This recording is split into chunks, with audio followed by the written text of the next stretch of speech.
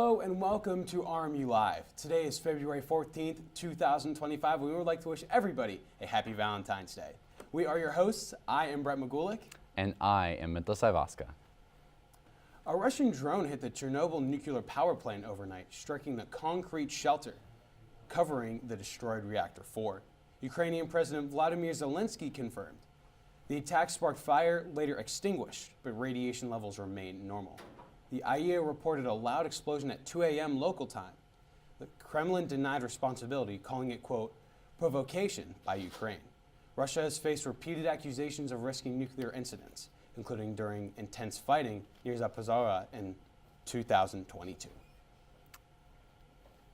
Vice President J.D. Vance warned on Thursday that the United States would hit Russia with economic and military, quote, tools of leverage, end quote, if Russian President Putin does not negotiate a peace deal with Ukraine.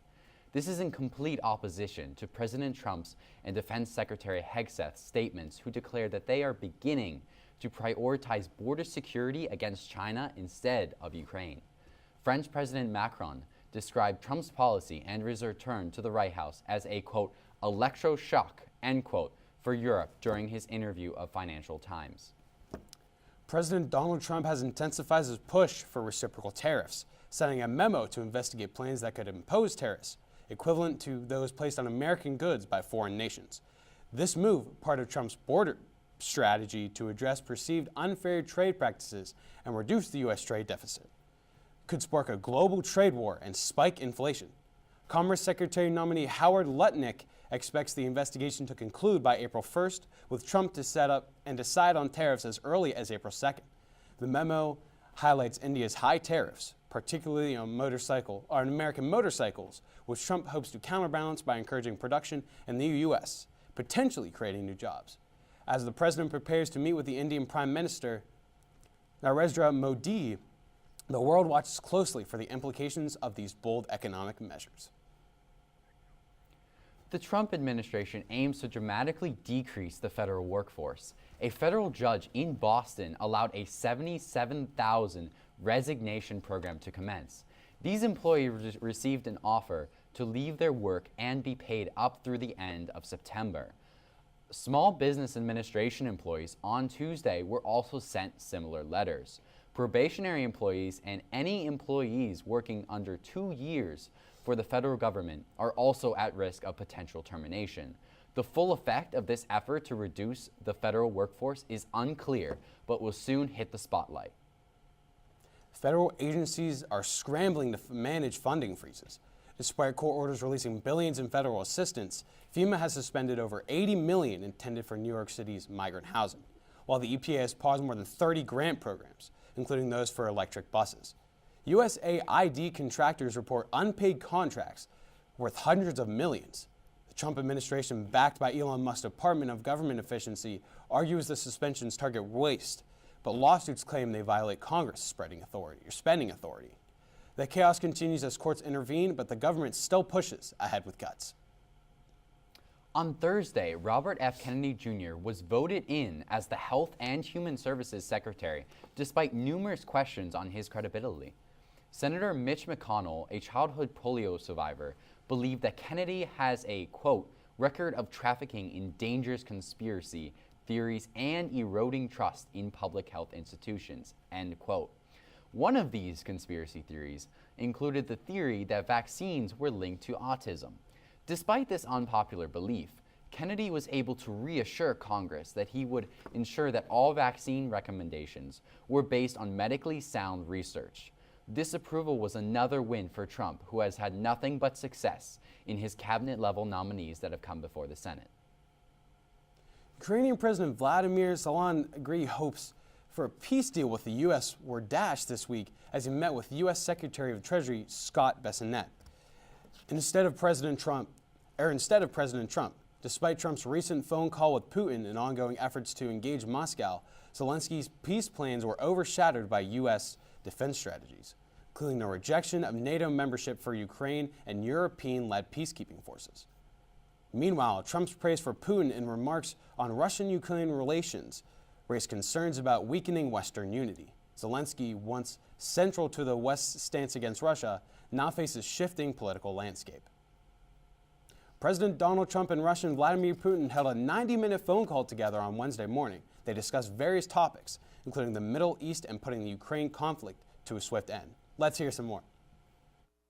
We had a great call, and it lasted for a long time. President Trump sounding confident after a nearly 90-minute call with Vladimir Putin, saying he and the Russian president agreed to work together to try to end the war in Ukraine. And we expect that he'll come here and I'll go there. Trump once again embracing a relationship fraught with potential danger.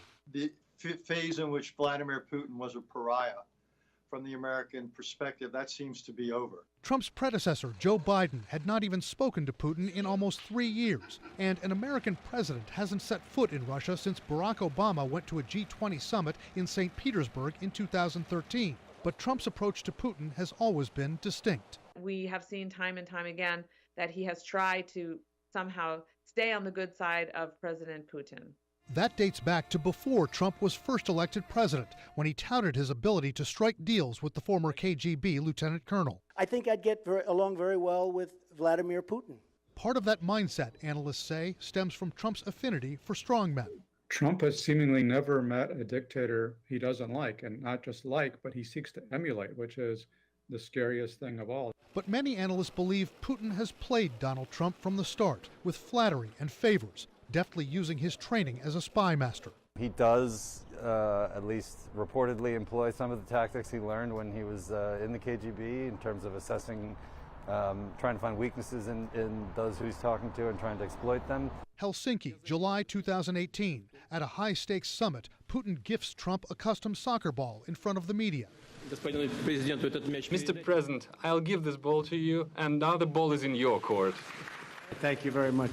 When the ball was in his court, Trump, in the minds of many, dropped it. He inexplicably let Putin off the hook for Russia's 2016 election meddling. So I have great confidence in my intelligence people, but I will tell you that President Putin was extremely strong and powerful in his denial today. That was the kind of thing where Putin was able, I think, in some ways, to very craftily control the room. Trump has denied being a mark for Putin's manipulations. He'd rather have a puppet as president of the United States. No puppet. And it's pretty clear. You're the puppet. How might Putin try to shape the relationship this time around? I think that President Putin will try to convince President Trump that he doesn't need the international order, that they can just make deals, the two of them, and leave the rest of the world out of it. Evelyn Farkas warns that if President Trump lets that happen, it will embolden other strongmen to take dangerous actions and simply try to negotiate it all with the president directly. She specifically points to Chinese leader Xi Jinping and the provocative moves he could make with Taiwan and in the South China Sea. Brian Todd, CNN, Washington. Thank you, CNN, for that coverage. The outcome of these meetings is yet to be determined. The American people hope that these meetings will not result in more private deals with the president. The United States Secretary of Defense, Pete Hegseth, declared that Ukraine joining NATO is unrealistic. The Trump administration is starting to shift its attention to securing U.S.'s own borders and deterring war with China. The U.S. has been taking the brunt of the effort to secure Europe, especially with the whole Ukrainian war. But Trump has recently called for allies to increase their defense spending to 5% of their GDP instead of a previous 2%. Hegseth emphasized that the U.S. remains committed to NATO, but they will no longer tolerate the imbalanced relationship where Europe is dependent upon the U.S. At the moment, the U.S. has not halted the military aid packages to Ukraine from the previous Biden administration. There are also discussions regarding Ukraine joining NATO in which both Hegseth and Trump do not believe is a realistic possibility. The future of Ukraine and their efforts are yet to be determined. Consumer prices are still on the rise, with a 0.5% increase from December. This has been the fastest pace since August of 2023. Reporter Amy Keeley has more. The world has taken advantage of the United States for many years. President Donald Trump says he's formally unveiling reciprocal tariffs today. He wants the U.S. to effectively match the ones other nations impose on U.S. goods. The timing is notable. The CPI report out yesterday shows inflation rose 3% year over year last month. That's higher than expected and above the Federal Reserve's target. Many economists worry potential trade wars could amplify inflation even more. Economists would say that tariffs are going to be inflationary. Tariffs could be viewed as inflationary, especially if there are reciprocal tariffs. Trump disagrees with that viewpoint. He also argues tariffs raise money, balance trade, and serve as leverage. His administration adds that he has a broader plan to curb inflation. We're focusing on getting spending under control and having supply side tax cuts and regulatory policies and drilling and so on, so that there's a lot of supply, reduced demand. Meanwhile, Trump is butting heads with the Fed. We're close but not there on inflation. He argues it should cut interest rates. He says that would go hand in hand with his tariffs plan. Given the latest inflation numbers, many analysts don't believe that will happen when the Fed meets in March. They want that number closer to 2.5, and it might take some time to get there. I'm Mimi Kiley reporting. Trump continues to argue that tariffs raise revenue, balance trade, and serve as leverage. The future of the tariffs and the possibility of reduced interest rates will be determined in the coming months. A California city, Fremont, has voted to criminalize aiding and abetting homeless camps, a move that could penalize those helping unhoused individuals. The new policy, passed by Fremont City Council, makes it a misdemeanor for residents to assist encampments, potentially resulting in fines up to $1,000 and 6 months in jail. Critics warn the law is too vague, possibly criminalizing humanitarian aid like food distribution and shelter, while city officials argue it's a necessary step for public safety.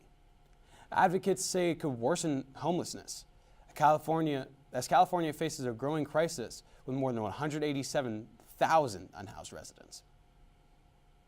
The Shin Kong Mitsukushi department store in Taichung, a city in Taiwan, had an explosion rock their store on Thursday, killing at least 5 people and injuring 20 others. 235 people were evacuated from the area and the building. The explosion did major damage to the 12th floor of the building, leaving debris falling to the ground below.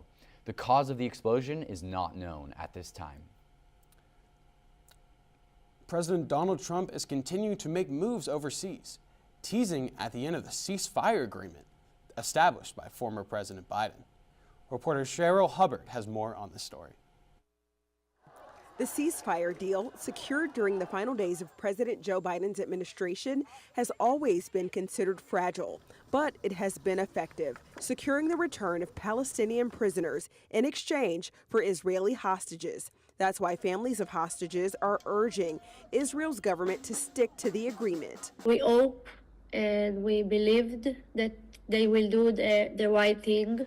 President Donald Trump is urging Israel to give Hamas an ultimatum to release all the hostages at once, and threatening that if Hamas does not do so, to cancel the ceasefire deal altogether. They either have them out by Saturday at 12 o'clock or all bets are off. Since taking office, Trump has proposed that the U.S. take control of the Gaza Strip and redevelop it. The U.S. will take over the Gaza Strip. During a visit Tuesday with King Abdullah II of Jordan, Trump repeated his idea to relocate Palestinians and take over Gaza. He suggested previously that he could withhold aid from Jordan and Egypt if they don't accept displaced Palestinians as a part of his plan for U.S. ownership of Gaza, but said today he wouldn't, quote, threaten with money. The point is how do we make this work in a way that is good for everybody? During his visit, Abdullah said Jordan will take in 2,000 sick children from Gaza as quickly as possible. I'm Cheryl Hubbard reporting. President Trump has expressed his ideas of his ultimatum, saying, quote, all bets are off, end quote, if the hostages are not free by Saturday. More news about this topic is still coming out. A retired police officer has been accused of shooting her grandson. Another woman has been shot in her own apartment, as well as the Carnegie Museum's dinosaur exhibit is getting an exciting new makeover. See what this means when we come back on RMU Live.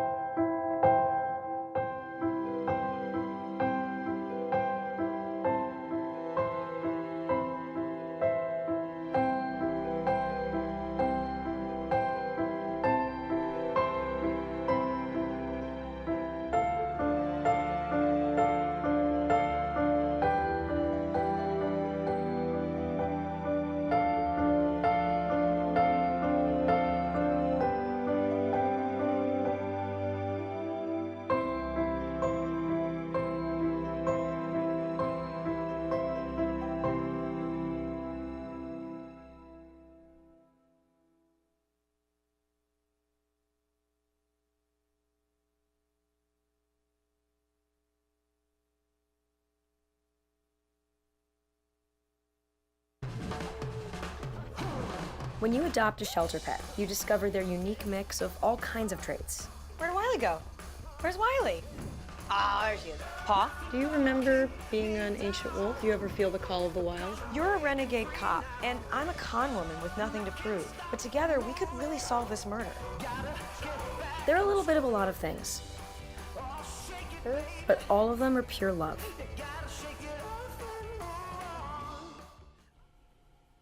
Welcome back to RMU Live. Let's take a look at the latest news from around Pittsburgh. A woman who was shot in her apartment and attempted to drive herself to the hospital has passed away.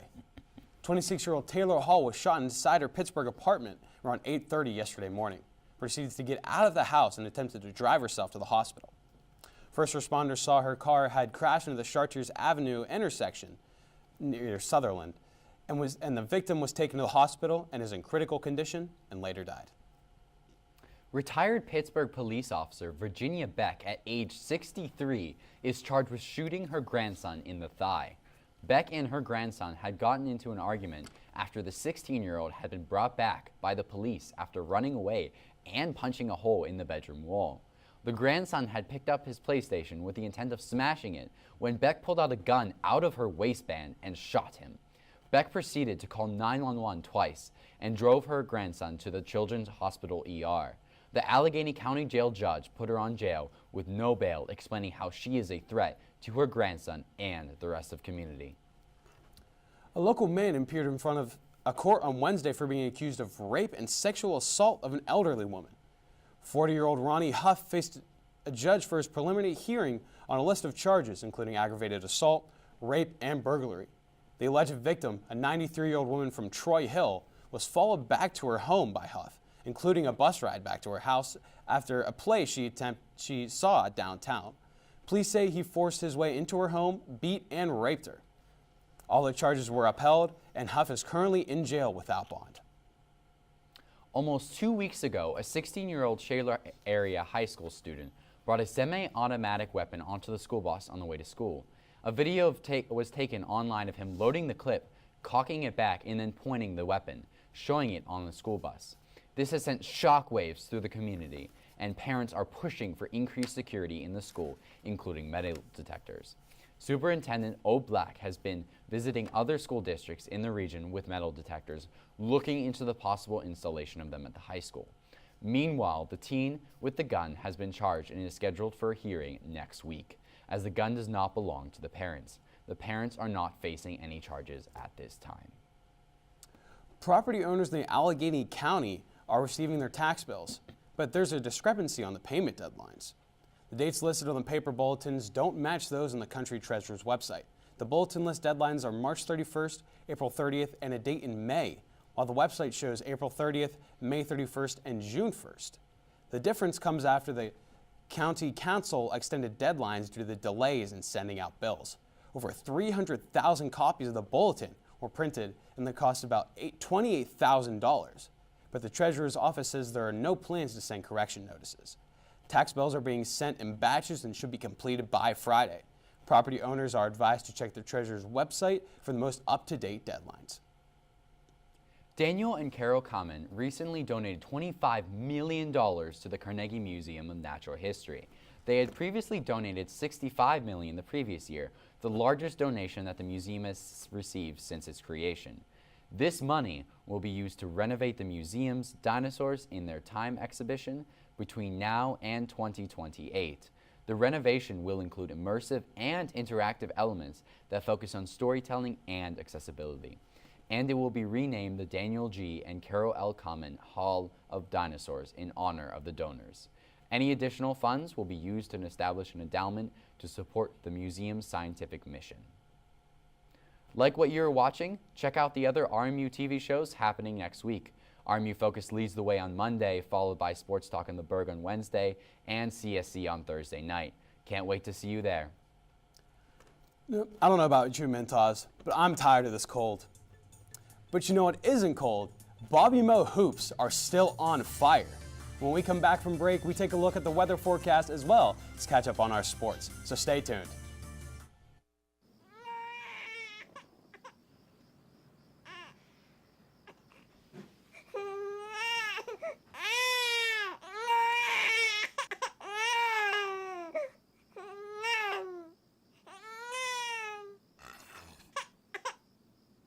If you love them enough to suck the snot out of their nose at 4 a.m., then surely you'll check nhtsa.gov/the right seat to make sure they're in the right car seat. Today, we face an unprecedented crisis. Tens of millions of refugees have been forced from their homes. But you can make a difference. Turn disruption and despair to hope and opportunity. Even small amounts make a big difference. Provide shelter, support, or jobs in your community. The more we understand, the greater sense of belonging we create. Act now. Visit supportcrisisrelief.org. I don't want to talk about it.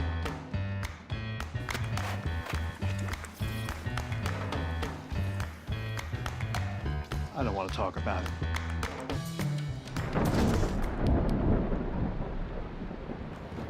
Families don't have to talk about everything, but they should talk about how to plan for an emergency. Get tips and resources to make your family's emergency plan. Welcome back to RMU Live. RMU men's basketball is on a heater right now, currently sitting in second place in the Horizon League. What about the rest of the sports on campus? Taylor Roberts has the scoop, so let's head over. Thanks, guys. I'm Taylor Roberts, and I'm here to give you your Bobby Mo Sports Report. We've got a record-breaking news performances, nail-biting finishes, and a packed weekend ahead, so let's get right into it. We start with history on the track. Senior Franny Cantabana became the first RMU athlete to break the 5-minute barrier in the mile, clocking 4 minutes and 57 seconds at Penn State's Skies and Saubek Challenge. On the lacrosse field, the RMU women's team edged out Duquesne 11-10 in their season opener. Gia Anthony, Amanda Doulas, and Samantha Brothers each netted 2 goals, while Sydney Riker commanded the net with 8 saves. Next up, a road trip to face Cincinnati tomorrow. Over to men's hoops. RMU pulled off 68-59 upset over first place Cleveland State. Marion Dickerson led all scorers with 21, while Alvaro Folgueras notched his 11th double-double with 18 points and 10 boards. This win snapped Cleveland State's 11-game streak against RMU and marked Colonial's first ever victory in Cleveland since 2009. Next, they face Purdue-Fort Wayne tomorrow at home. RMU women's basketball secured a 61-58 win over IU Indy. Noah Gibbon led the way with 14 points, while Maya Murray posted a double-double with 10 points and 11 rebounds. They'll take on Northern Kentucky on Sunday at home. Softball season is here. RMU kicks things off at the Red and Black Classic against Ina and Sacred Heart. Keep an eye out on Courtney Pulich, who smashed 6 home runs last season, and Madison DeVault, who led the Horizon League in saves. On the ice, women's hockey hosts Lindenwood tonight, while the men's squad battles Niagara tomorrow. Expect a fight. Both teams are looking to build momentum. That's your Bobby Mo Sports update, sending it back to Brent and Mintos.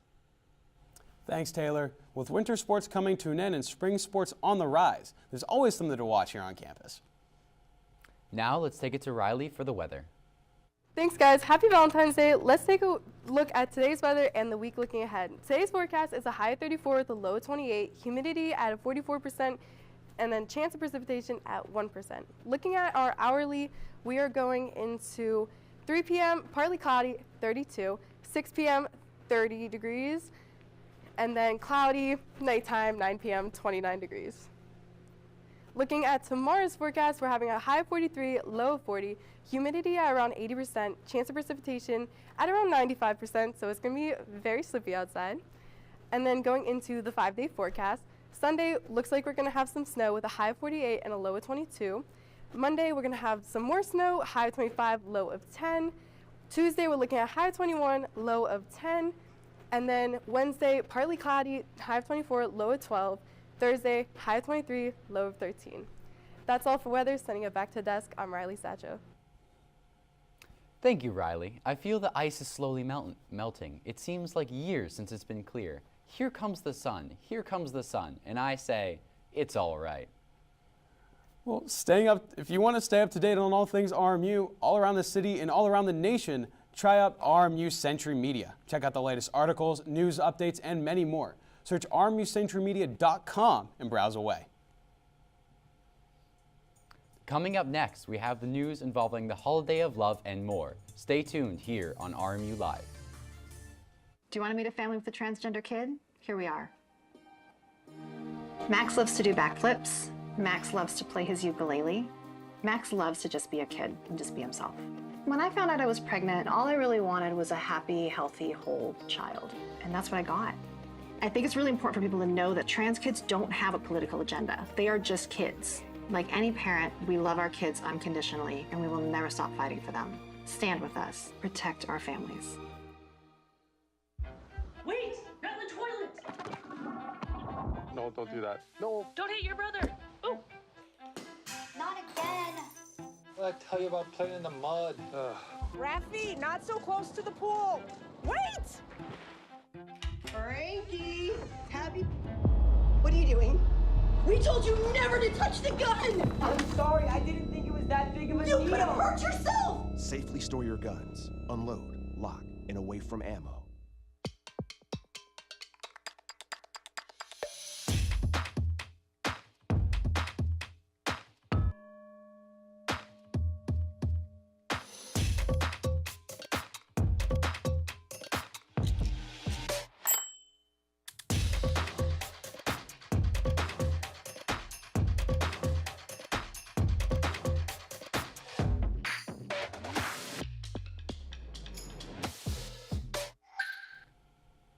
Welcome back to RMU Live. Happy Valentine's Day. Let's smell the roses and check out the chocolate.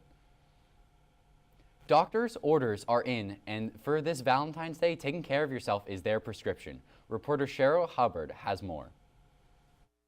From candy to cards, balloons, and stuffed animals, there's love in the air on Valentine's Day. But do we give that same love to ourselves?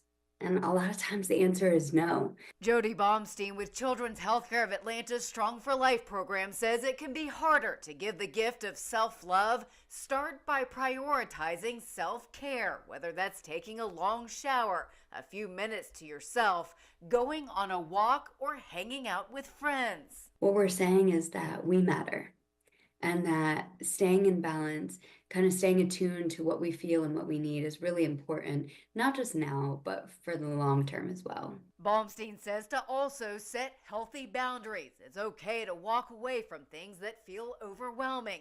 She says to also practice self-compassion, be patient with yourself, and implement positive self-talk. Tell yourself things that you'd tell someone else you love. She says all of these things are important for children to see you doing. If we make a mistake and we fall apart and we're super critical and really, really harsh, they're going to learn to do that exact same thing. Finally, Baumstein says to practice self-acceptance, which can help boost mood and self-esteem.